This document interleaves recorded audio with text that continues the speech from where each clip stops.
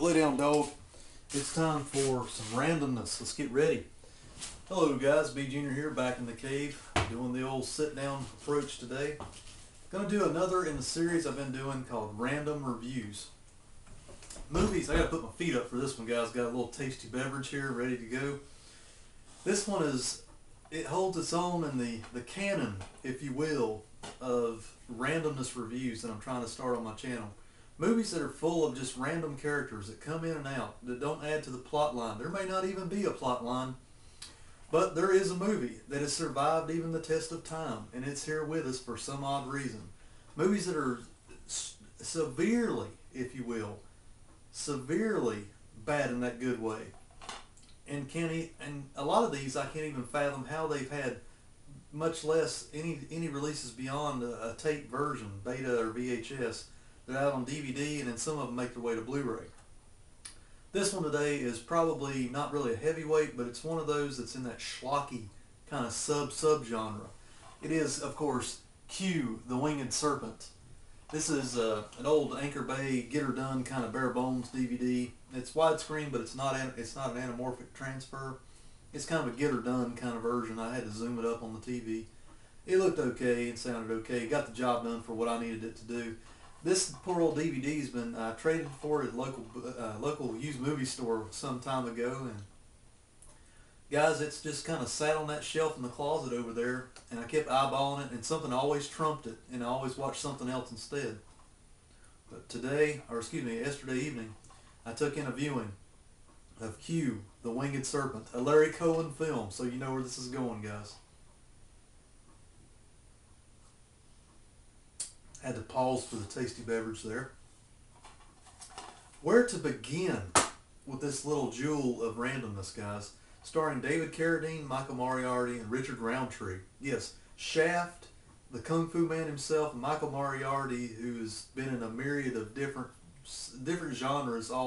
He's kind of probably the most well-honed or well-rounded actor. Probably not this time in his career, but well-rounded actor in the whole entire cast of misfits in this film. Misfit not in the persons, but misfit that they're miscast into this film, which adds to the randomness and why we're doing this review today. Michael Moriarty's character in this film is just, let's start with him. He is just balls to the walls crazy in this film.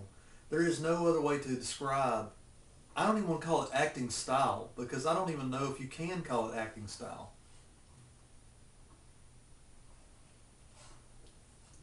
He goes from doing deeds for a local. Okay, let's just set it up first. Okay, like I've tried to do on some of these reviews. Remember, we're talking about a randomness favorite here, and that's why we're doing this. Q, the Winged Serpent, the title. It talks about this winged dragon-style creature that's stalking New York and is hiding out in like the Chrysler Building or one of these big buildings, building a nest so it can feed its young or whatnot. But it's been summoned by some sort of spliced-in Mayan ceremony or Indian Native American ceremony that summons it by way of a flesh blood offering. Yeah, okay.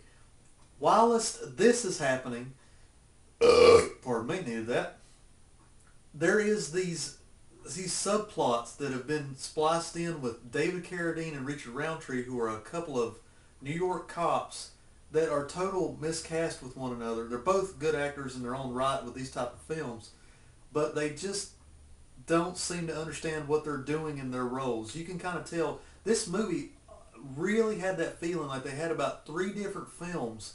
And they said, well, we can't finish any of these projects, put them on the shelf. They sat on the shelf for a couple of years, and they're like, grab that one off, grab this one off. Just throw them all together. Yeah, do the Roger Corman thing. Just kind of put them all together. Make a film. Make it work. Yeah, let's make a buck this weekend. Yeah. Take it to the drive-in in your trunk of your car and make some money. That's the feeling I have from this film. Let me tell you why, guys.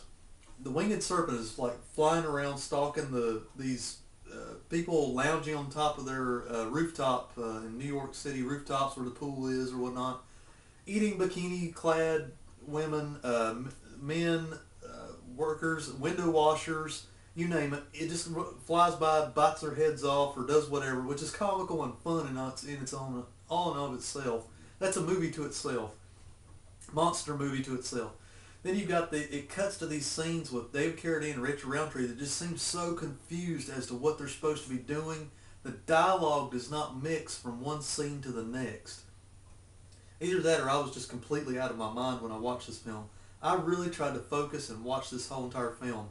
I found myself kept laughing and rewinding it and listening to what they're saying, and I'm sitting there going, what in the H-E double hockey sticks, what in the hell are these people talking about? This does not jive with the prior scene, nor does it have anything to do with the plot line. And in fact, I found myself going, what is the plot line of this film?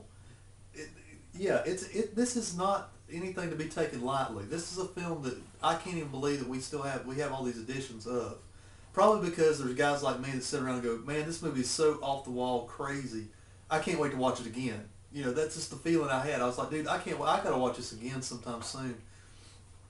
So then you've got this other subplot with Michael Moriarty's character, who is just crazy. He's just a nutball in this movie. He's just this guy that is like this low-level thug that just kind of wants to do deeds for the local mob guys, but he's trying to make a name for himself and be noticed, so he has a reputation one day and makes himself more I don't know how you would say it, more pleasing for his girlfriend, who is played by an early role of Candy Clark, which I like that actress. She's really fun to watch, and she's been in Blue Thunder, the Blob remake, and just a whole bunch of schlocky stuff. Point being, yeah, trying to stay on point with this review is just as hard as it is to watch the film, if that makes any sense. Okay, so you got all this subplot junk going on. That's where it starts feeling about midway when it starts getting second act-itis, about the end of the second act. You're sitting there scratching your head. At least I was thinking, where is this movie leading? Why is this guy playing a piano in the first movie? Now why is he talking about his reputation, or why is he talking to the mayor, and why am I watching this? What is he arguing with his girlfriend about when this winged serpent thing I thought was the point of this movie? Yeah, and there's an egg in this building that nobody seems to find, and yeah, that's going to be the cliffhanger for the end of it. I know that already, but then it culminates in the third act with this big shootout on the top of the building with the winged serpent trying to come back to its nest. That's when David Carradine kind of comes into his role, and he's like up there with the machine gun and the SWAT team, and SWAT team members are getting eaten by them. That's when it kind of comes back to fruition, and I'm like, yeah, this is what I thought the movie was supposed to be about. We're watching this, but there's these lulls in the second act where I'm like, what in the hell am I watching? This movie is like off the wall. We're going into raw force territory here as far as randomness. And I'm like, this does not seem like this was supposed to be in this particular movie, but it is. It's here, so deal with it kind of thing going on. Yeah, there's your Around the World randomness review of Q the Winged Serpent. I don't know if I've made it very enticing to watch this film, but if you ever happen upon a cheap DVD or see it on YouTube or Netflix, or Blue Underground actually has a really, I think a really well-made Blu-ray presentation, special edition Blu-ray of this film. So if you're in the market to see or buy this film, definitely go for the Blu-ray of, I don't have any idea what the picture quality and sound quality is. I can't vouch for that, but I hear tell there's a special edition Blu-ray from Blue Underground. It's probably one you want to buy. Or if you just want to try the milk first like I did, I'd probably go find you a little $3 DVD like I did here. But don't let it sit on your shelf for a full year like I did. Go ahead and watch it, see if it's your cup of tea. Rock on, dudes. I'll catch you next time. I got to get up and shut my camera off now, because I'm too cheap to get one with a remote. Funny the things you do when it's snowing outside. Bye.